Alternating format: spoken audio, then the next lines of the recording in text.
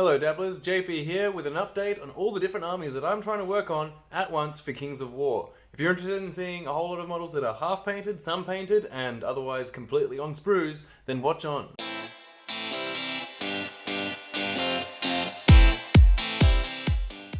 For those not aware, this channel is actually made up of two types of content. You've got me with my Kings of War kind of stuff, and then you also have my wife with her stitching stuff. So as long as you don't mind a bit of this and a bit of that in your subscription feed, then please give us a subscribe.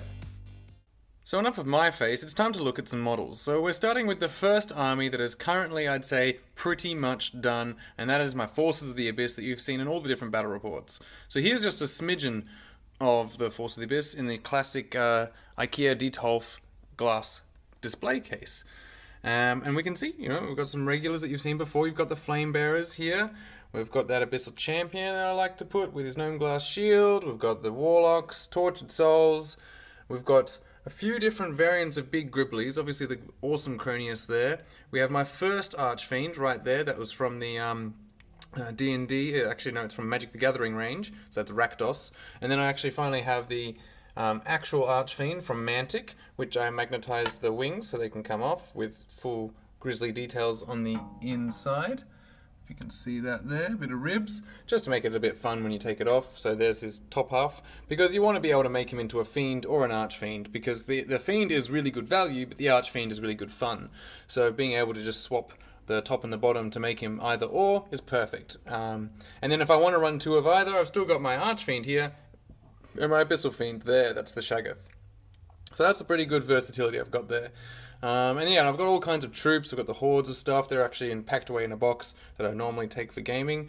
Yeah, so it's pretty much done. I think the only thing that I really want to add to the Forces of the Abyss in terms of models, maybe some more duplications of certain hammer units. Because what I'm finding now is that I've got one horde of Molochs, one regiment of Abyssal Horsemen, and one horde of Tortured Souls. And of all of those, I probably would like another regiment of Abyssal Horsemen, because it'd be good to have that same profile twice, and some redundancy as well. Because when I lose that unit of Abyssal Horsemen, it's somewhat downhill from there. But if I have two of them, that's a bit better, that I have that redundancy built into my list and still able to deal out damage at range. Because they are the best. They take the speed that the Tortured Souls have, they have the strength of the Molochs, and they bring that together in a unit that's just pretty good, and they have that regeneration. So yeah, that's comes to the Forces of the Abyss, at least. I think they're pretty much done. So when I come to a game, I can do whatever I need at that game. I can take what I want. And so I consider that self-done. I'll still probably be adding to it. If a new unit comes out, certainly I'll grab a unit or two. Or I've got my Heliquin here. You can see that one. That's a Heliquin, who's actually just a Chaos Lord on a mount. But I would like to actually get some of the League of Infamy models for the Heliquins. There's a lot of League of Infamy models for the Force of the Abyss that are really cool, like Seductresses and different Abyssal Champion sculpts, and that would be really nice to have. But they're not majorly required. The next army that I'm working on, and this is more of a restoration army, is turning all my goblins into Kings of War goblins.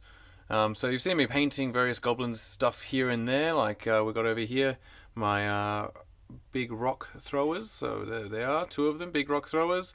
There we got a Goblin King, so that's from the Start Collecting kit for the Gits. I'm saying Force of the Abyss. That's for the Gloomspite Gits.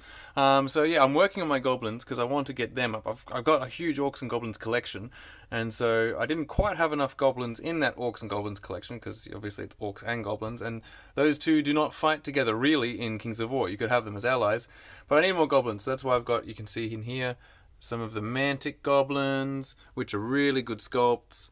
Then I've got a whole bunch of these really old goblins from Warhammer Fantasy. I think it was 4th edition. And then I've got the classic Night Goblin sculpts that were from 7th edition, some from Battle for Skull Pass, and then some that are from that multi-posable kit. I've got some trolls here painted in the background. Not the River Troll, he's not done. Troll Bruiser over there, which is Throg. That's a tree man that I painted a long time ago. Don't know when I'll use him, but it could be Wiltfather one day in something. Yeah, and then I've got these cool multi-bases that I'm quite proud of, but I need to put some paint on. They're not done yet, but you can see what I'm going for. I've got this little hut. This is actually from a Fairy Garden diorama pieces or accessories from a little craft store. And so I bought those. It was actually because I was at a craft store. Farina was looking at her crafting stuff because that's what it's actually for. And then I saw this, and I thought, well, wouldn't that look creepy? Obviously, it comes painted in like bright pink and yellow colors, and it's meant for cutesy things. But I thought, well, if I paint it grim and evil, it might look rather creepy. So in this one I put it on a hill. The one back there is a little oak kind of tree stump with a house in it, and so. And then the one right at the back is just from the Battle for Skull Pass. That's the one I'm least proud of. But unfortunately, there's only 2 of the 6 different houses from this fairy garden set could look creepy because the rest have lots of flowers on them. And I don't know if I can make flowers look creepy. This one doesn't have flowers, it's a mushroom. That's okay, big mushroom, big tree stump. But the other ones are like big flower or petals or things like that. So it's just like, nah. Yeah, and this came from the same kind of set. They've got these kind of garden fences, so I've used them, both of them, and they're pretty cool. So yeah, all the goblin rabble, these guys are all the different goblin rabble that I've got. They will be spread out along this base. These will be my 2 hordes of goblin rabble, and using these multi-bases will kind of set the tone, the look and theme of the army just with these bases, because a lot of the other units, like the rock throwers and stuff, they don't actually have much room on which you can do much basing. It's taken up by most of it. So you really got to rely on the big infantry hordes to bring in the actual overall theme. Because the rest is going to be troll hordes. There will be spider rider hordes, so I hope to bring that as well. So that will be my flea bag riders.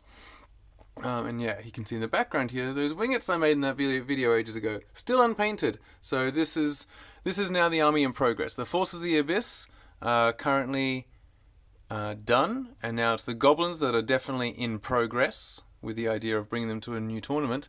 And then I've got 2 other armies that I'm working on soon. So let's get to those.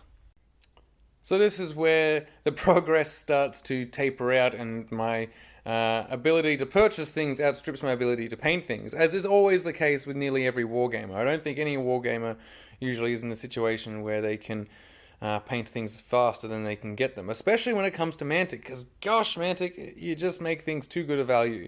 With Games Workshop stuff, because I have a strict budget when it comes to purchasing, I will be saving up for 2 months to get enough of my aliquoted budget, because I've got to control myself, and then I can get 1 Games Workshop kit, $100, I got 10 dudes, fantastic. $100 gets you much further in Kings of War. So I've got here, you can see the Storm in the Shires. So I have the Riftforged Orc half of the Storm in the Shires, which means you get not only some cool resin sculpts. So in here we have bits for the guy on Manticore. So that is the this dude here. So we get the I think it's what Stormbringer on Manticore. He's really cool. I will use him most likely as Thonar, who's the Riftforged Orc hero, who is awesome because he has a very cool ability where if he hits on 5s and 6s, he does 2 hits instead of 1. So that's his Storm Strike, but Thunderstruck Storm Strike, which Australians should love because AC/DC. So yeah, and then this box then comes with 40 Riftforged Orc infantry that can be either made as the Riftforged Legionnaires, which are just the basic troops, still pretty powerful, but just basic with a hammer and shield, or you can make the Reborn Legionaries, which is the 2-handed variant, and they have Inspiring, which is really cool. So they're 2-handed, but they don't drop a defense, so they're really tough, and yeah, they have Inspiring, so that can be part of the core of your list, and there's a really cool formation for that. But that wouldn't be enough for Riftforged Orcs, right? So what I need, I didn't really need, but I got it anyway, the Riftforged Orc army box, and that comes with another 40, so I've got 80 Riftforged Orcs to turn into what will most likely be regiments. So I'll make, you can only make Reborn Legionary regiments, so I'll make 1 Reborn Legionary regiment to satisfy the Iron Boots formation, and then I'll make 2 regiments for that as well, and then I'll make a horde as well, but I don't actually probably have to make it as a horde. I'll probably make them all as regiments, so I can split them into blocks of 15, 15, 15, 15. That'll get 60, leaving me 20 guys to make the Reborn Legionary, and even then I'll probably have some left over and maybe use them for some other things. And so this also comes with the 3 these are the Thunderseers. Now I know I said in my video that I was going to replace these with Tauren and sell these off, but you know what? People are not that keen on them, so I didn't sell them immediately. And then they gave me time to think that they're pretty cool models. And also selling them to then get some Tauren 3D prints that are of, not perhaps less quality, perhaps the same, but also of very monopose nature. At least these ones are slightly posable, whereas the Tauren would not be. And it might just not work. So I might as well go with what I got. These are cool, and it'll be full Mantic then when it comes to that. And it also comes here with the Stormcaller, who is just the basic caster of the list. So yeah, I got a Stormcaller, Stormbringer, and then I've got all these different things to make. And what I will try and do is one of these I'll make into Verdler, which is the unique character of the Thunderseers. He's really good. And to do that, I'll just maybe green stuff some armor and stuff on him to make him look a little bit tougher. So that's the Riftforged army. And the main reason I'm going for the Riftforged, if you remember from the video, is I have Orcs from my Orcs and Goblin list, and I actually bought quite a few Mantic Orcs for that.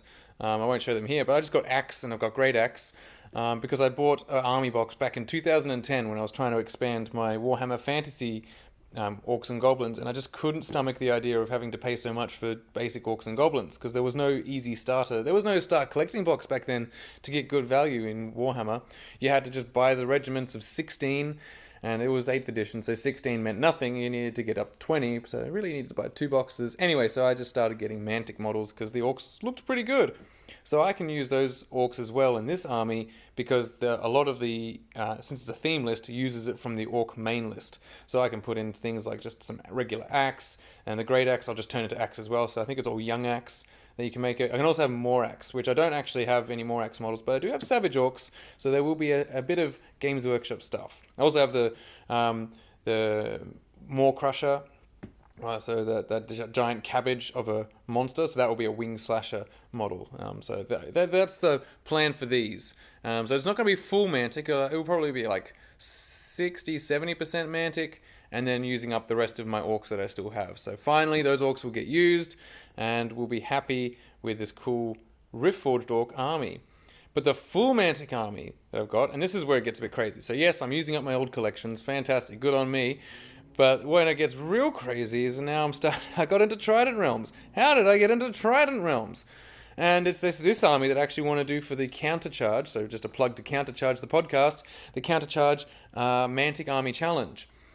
Because I was kind of doing it anyway, so I might as well do it for a good reason. So it all started because of this. See, this is the Kraken. Very cool model, wouldn't you say? You know, look at him. He's all gribbly. He's just like the Kraken should be. Oh, it's awesome. And he's overhanging the base. He's crazy. He's huge. So I'm looking forward to putting this guy together. How did I acquire him? Well, it was at CanCon. Not because of any particular general ability or exceptional painting standard. It was because I walked in the door, and by walking in the door, I was entered into the door prize. And I got to choose between this or a water elemental. Neither of which are helpful in either of the armies I currently own. But then if I had to pick which one was cooler, the Kraken clearly wins. And it was a good thing I did, because the Kraken, if you look at his rules, is awesome. Like, he's just a fantastic mini dragon. Well, he's not mini, but he's definitely of dragon tier, but with his own kind of suite of abilities, because he's got ensnare and stuff. So yeah, I got him as a prize, and I thought, that's cool. Well, I'm going to use him anyway, but then, how do you use him if you don't have an army? Well, it then turns out that a friend of mine, he won a army box, a mega army box for salamanders. So that comes with the new sculpts for the salamanders, which, by the way, are really, really cool. So we've got here a whole bunch of salamanders. I think it's 60 salamanders. And he didn't want them.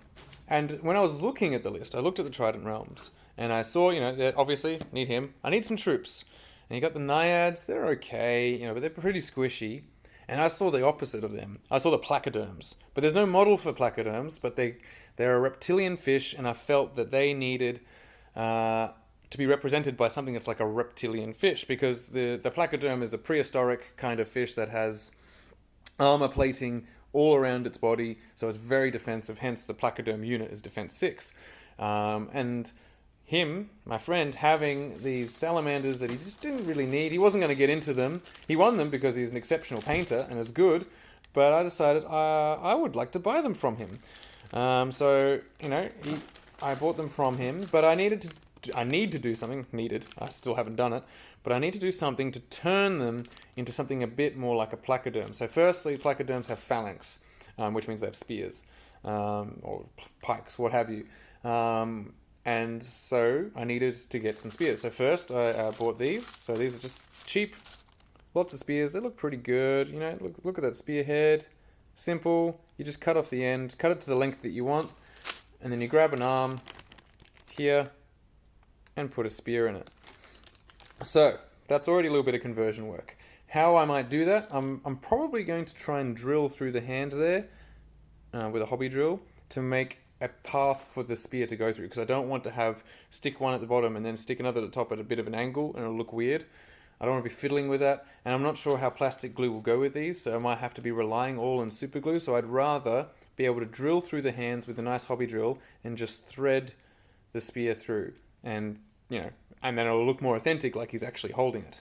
So that's going to be tricky because I got 60 of these, so that's a lot of work. But then also I want to make them look like an armored fish, because right now, I mean, they look like reptilian armored.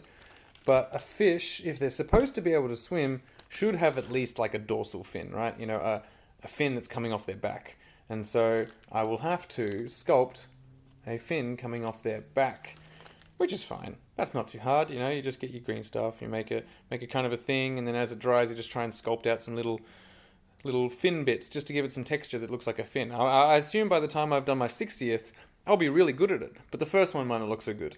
So that's that plan. But then things get a little bit more complicated, because I was also thinking, well, usually they have a dorsal fin and then at least a pair of fins jutting out from their tail. And they've all got tails. You can see an example of a tail there. And so I will try and do some kind of fins coming off the tail as well. And just like before, like I said, by the time I get to the last one, I will be really good at it. But the first few will look pretty dodgy. But that's how I'm going to have a mantic placoderm unit. Because I know a lot of people, some people told me they use a Wrath of King model. They have some kind of crustacean-looking warriors that suit the bill, but Wrath of Kings is no longer made anymore. They're hard to get, and I want lots of them. So the cool thing is, with 60, geez, I can make 4 regiments of placoderms. Defense 6, pretty high nerve. They got phalanx. They're 15 attacks. No crushing, unfortunately, but they do hit on 3s. So 15 attacks on 3s is nothing to sneeze at. And so I think that's going to make a really solid list in a way that Naiad and Snarers just can't do. And so we got that with the Kraken, who's quite a fast foot dragon. And then I got these just recently, 2 Knuckers. So the Knuckers are also pretty awesome because they're the fastest component that I think that the Trident realms really have, because they don't actually have anything that flies, which makes sense because they're not living in the air, they're underwater. So the Knuckers are the fastest, and they're pretty cheap in terms of not only the price of the model, but they're also cheap to field. So putting 2 in an army is no big deal. And they can really add a lot of pain and just a lot of consternation for your opponent, because they've got to really think about it. And I mean, it's an awesome model. I mean, just look at that. So 2 of these, painting these up is going to be great. So these are going to be really fun because the color palette can really go wild. Like here you can see everything's just done in teals and blues and stuff like that. But I mean, why stop there? You take a look at any tropical location, like the Great Barrier Reef of Australia and stuff. It's just full of all kinds of colors, because underwater, color doesn't matter as much. And you do want to camouflage, but you're not camouflaging just with wood or with grass. You're camouflaging with corals and all kinds of really vibrantly colored things. And then if you go into the further deeps, where you get right down underwater, like into the trenches, then anything can be any color. It can be colorless, or it can be so colorful, but since there's no light down there, no one would ever know. So I feel like with this army, I can really go ham with all kinds of colors that have kind of been off the table. I mean, the good thing about the Forces of the Abyss, I could paint quite vibrantly, for the most part, but I had to stick to a particular palette. Whereas I think for these, since they're all the different, beasts of the deeps will be different species, they can be different colors. They don't all have to be blue. So the placoderms could be one color, the Kraken could be another, the Knuckers can be each the same color but different from these. And so that was already where I started. But this isn't an army. Like, certainly not. Like, put it all together, maybe 1,000 points. So I need a bit more. And I do need the Naiad Heart Piercers. They're awesome. Naiad and Snarers still wouldn't go astray, because they really are good at holding objectives. They're very hard to shift, and they do have that Pathfinder. And then there's other things, like Gigas and all the different heroes that I need to keep this going. All the different characters, such as the Naiad Envoy with his Fury Aura and Bastion, and then And the Thule, I wanted the Thule formation. Thule formation's awesome, the hidden ones. So what would I do? How would I get them? I was costing them out. I'm like, oh yeah, it's going to take a bit of hobby budget to get to. But I was very fortunate, and I'll show you. So I got lucky. Friend of a friend was getting out of the game because they had to, unfortunately, because life got in the way. And what they left was, and needed to get rid of, was a whole Trident Realms army. And a really good one in terms of the things I needed. So what we have here, we have 2 regiments of Thule. And a Thule Mythicin. So therefore, I have the formation already. Check. So that's 400-ish points right there. I've got Naiad Ensnarers, just so many of them. So we've got 2 hordes of them. Crazy. We've got a unit of Gigas, which actually are really cool. I use them in a game, and the idea is speed 5 but nimble. It's pretty funky. And these guys have got big shield. But they're all metal, so actually if you try and pick this thing up, like, it's very heavy. So definitely a potential weapon. We've got some nice little custom-made tidal swarms, which is very useful. I don't have to make those myself. So they'll probably be the only thing that's not mantic, because there's not really anything you can use for tidal swarms. We've got some cool River Guard right here. So they're a very cool unit that I've never really considered, but speed 7 and ability to jump around. We have Ector, the perfect character. He is the Placoderm, the OG Placoderm, and you can see, there he is, a reptilian armored fish. The salamanders do look quite a bit different from him, but not ridiculously different. So it is this kind of, there's the dorsal fin, there's the fin down there, so that's the kind of the template that I'll be going for on the salamanders themselves, to make them look a bit more Ector-like. And then over here, well, we have some Naiad Heart Piercers, and then it came with a bunch of bits to make a whole bunch of more Naiad Heart Piercers, which is good, because I want at least 2 regiments. And then I have some characters here, so I've got, this is the Naiad Envoy, which I definitely wanted, because I just need this aura. He has a Fury aura, and he can cast Bastion as well, with his horn. And then we have here a Siren, which I'm not sure about, at least with the Enthrall spell is pretty meh. But she does have the ability to take on other spells, so that might be where she comes into the list. And then here we have a champion as well. So yeah, some cool characters. And yeah, obviously the Mythicin. But then it came with all his bits as well, so I can make a whole bunch of stuff. Definitely some more Naiad Heart Piercers. And then there's enough bits to also, for another Thule Mythicin or Aquamage.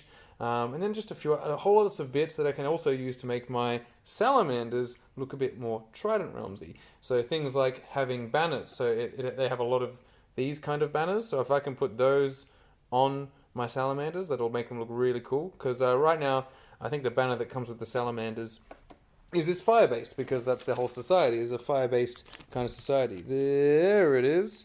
See, it's a big fire thing on the top of a whole bunch of totems. So instead of using that, what I can use is the Trident Realms classic banner. And that will look really sweet. And then everyone will know that these are Trident Realms, and it won't just look tacky, because that's the thing I want to avoid.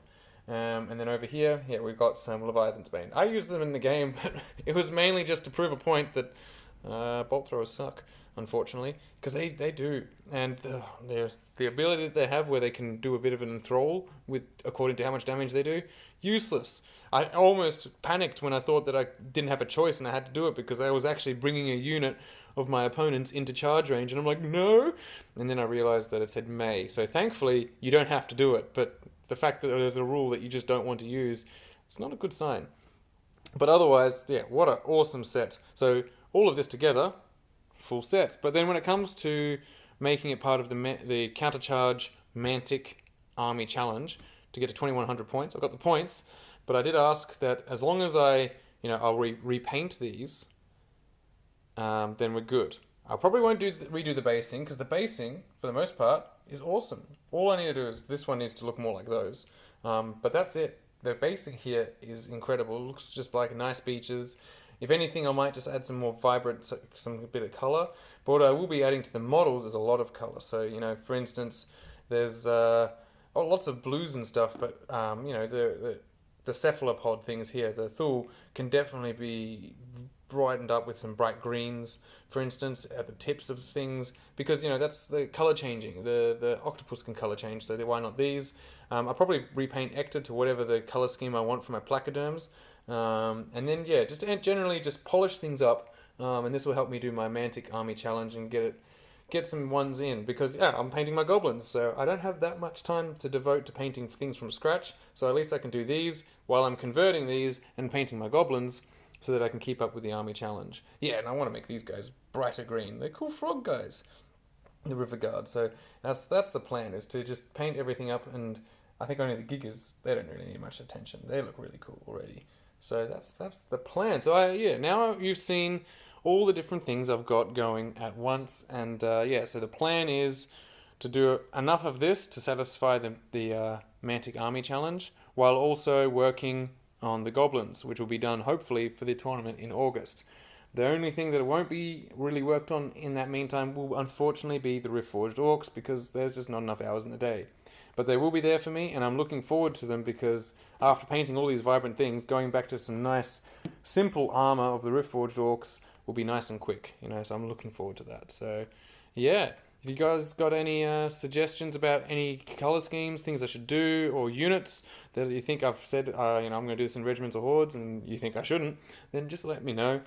And any tips and tricks you've got on the way for that kind of thing. And also any tips if you want to talk about how to enhance these even further, because they're already quite well painted. They've all got the classic coats of paint with the shading and highlight.